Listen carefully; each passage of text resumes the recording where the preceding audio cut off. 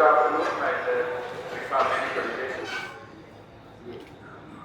Here, no doubt I am from the IIT Gwalior, also my parent institute is IIT Kanpur. Even though many speakers they talk about their institution also, but this IIIT is so confusing. Even though when I joined as a director, I was not knowing this type of IIIT.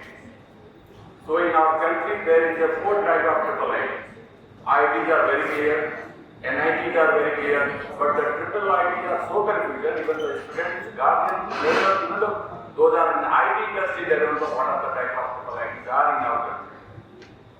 So in the 4 types, this is the first institution which was opened in that series in the Gwalior in 1998, started the price, although it was a bit long time. Then we are having the 5 DRDO college, just like IITs and NITs, fully funded by government of India. And it is in Gwalior, Allahabad, Jabalpur, Kanchipuram, and the remaining 21 are the PPP models. Ministry only give a one lump sum in the beginning, and later on they have to generate the revenue and they have to run the show. Then we are running 2 private IITs. They are not Indian institute, they are international institute we call it, like Hyderabad and Bangalore. And there are now 2 state IITs are there. One in the Delhi, the University Institute of Information Technology, another in the Raj.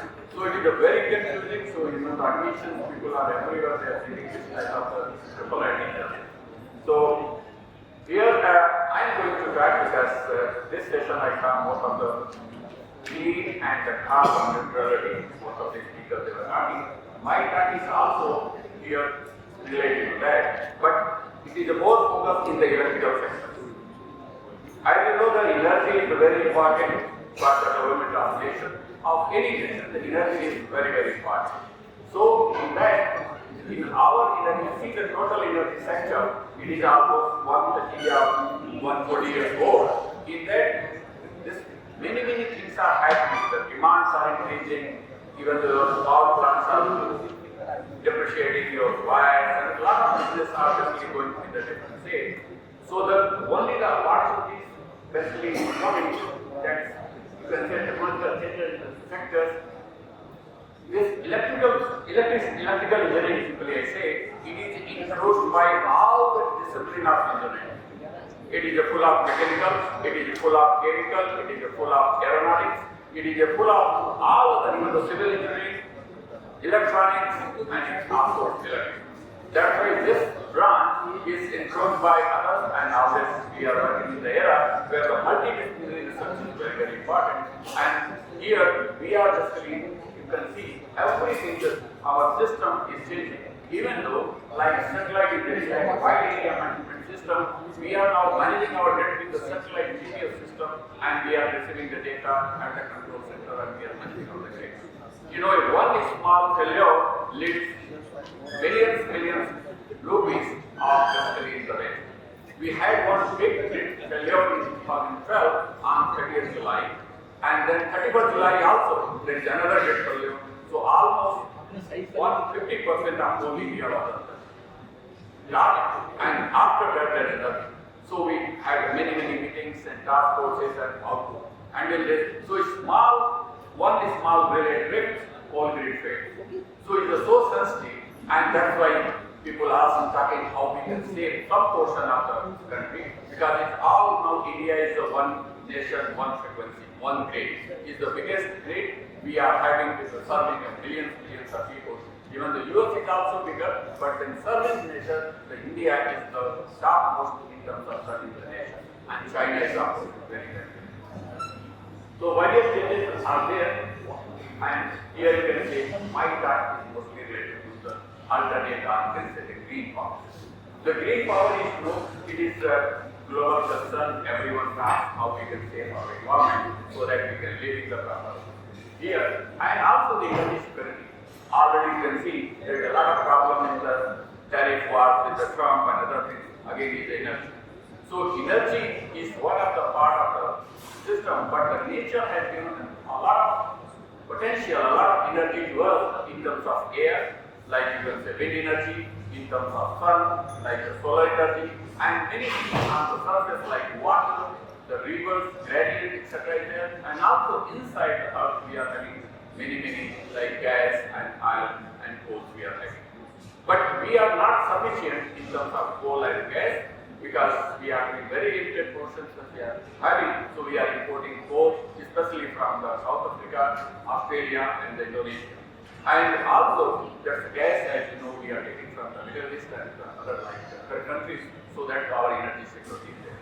But always our government is moving. Why not we can go for the renewable energy sources? And it is very obvious that why not we can get. It is very easy for the individual. Oh, it is free. Why not we are taking? What is the problem? But it is not so easy also.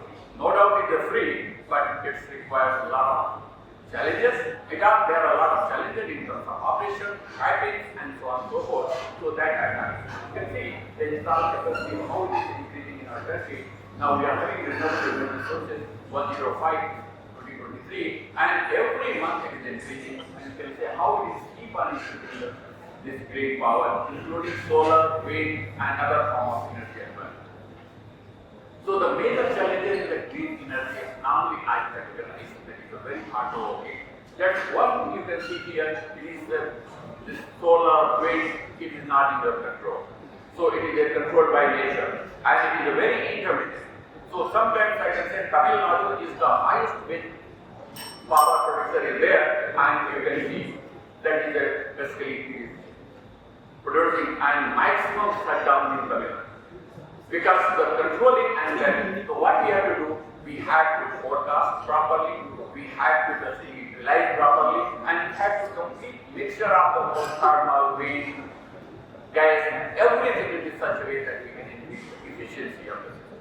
And that's basically then AI and ML nowadays. Artificial intelligence and machine learning is the tool everywhere. You can say now the digital energy transformation we are doing, and that is needed. And another big problem is the low inertia. Low inertia means once we are running a big powerhouse, then it is your machine is having huge turbine, use your alternators. So a small change is having your frequency or rotation of your turbine is not going to be affected. If it is a small, your frequency will be changing such way, your lot of problem will happen in your advances and other things that is not very good. So the grid, what we are doing, people are putting the virtual inertia is one option, and also they can have the fictitious inertia, put the inertia within the flight days, and that is happening in the German and other country where the more and more green power is there. So it is looking very sweet because small, once I am going to turn on the switch, I never ask for electricity that I am going to do. So once you are increasing your demand, then this will get from somewhere. So that is the frequency difference. This is one of the big challenges grid operators are facing, and they are managing. Another you can see the power electronics. These are mostly interfaced by power electronics, and that is one of the concerns. And disturbance, and mostly it is in atmosphere. You can say wind turbine, solar panels are having the temperature with the negative to the 48 degrees. So huge variation. So that sustainability and industry and other things reducing its output. So again, we can have the better design and monitoring model. So these are the various challenges in the green power, which is basically in the technology, and that's AI machine learning is one of the tools that we can basically manage with this. No doubt, we have to go for other advanced technology here. So although I have a very limited time, so the various issues are there that I mentioned here, and the power quality is one of the issues. You can see that how everyone knows the power electronics. Everyone converter, inverters, everyone is having the battery, charger. All these things are, if you measure here, you will not get a sinusoidal power. We want the sinusoids alternative, but it is not there. So a lot of things we are doing, and for that, people are having a lot of connections. Power electronic devices are most affected, and they are also doing all the things. So the harmonics, the power electronics in the grid integration is one of the best ways that we are doing. You can see whatever you are using the power electronics is going to your end use, and this end users are affected. So this both now the question is how to estimate what are the problems, so that is a great estimation. Lot of technology are there. I will not go in much in detail of it like mathematics, but the very simple tool we use in the instruments, you can see these are the various instruments. They use the very simple Fourier transform for the measuring. but they are not now sufficient because we are having a lot of power electronic devices, lot of, even though the nature of the solar power generator that is created and migrated to polluted. And once it is polluted, it is a very silent poison for all the appliances. It is not affected directly, but slowly and slowly the life of operators will be interrogated, and it will be sometimes you don't know why it is going to be done. So all these things are there, and that is basically in these instruments we have devised for new technology, and that is publishing the transaction paper, and that is basically very useful item feature part.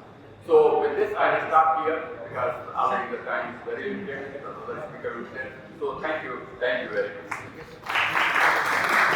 much.